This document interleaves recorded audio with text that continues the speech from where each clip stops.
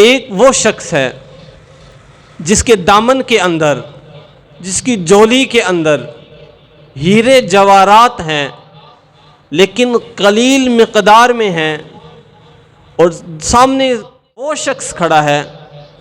جس کا دامن، جس کی جولی مٹی کے ڈھیلوں سے بھری پڑی ہے۔ اب ہیرے جواہرات والا شخص دوسرے سے یہ کہے کہ تو بڑا خوش قسمت ہے، تیری جھولی بھری ہوئی ہے، تو وہ شخص کہے گا ارے تو نادان ہے، تو ناسمجھ ہے، تجھے علم نہیں ہے، تیرے دامن کے اندر،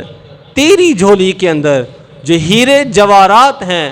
یہ مقدار اگرچہ کم رکھتے ہیں لیکن ان کی قدر و قیمت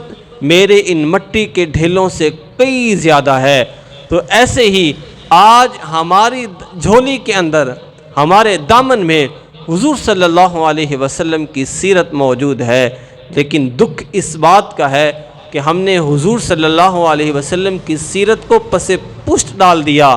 چھوڑ دیا، اور ان انگریز کے دامن کی طرف دیکھا جن کے دامن میں، جن کی جھولیوں میں فقط مٹی کی ڈھیلوں کے سوا کچھ بھی نہیں تھا۔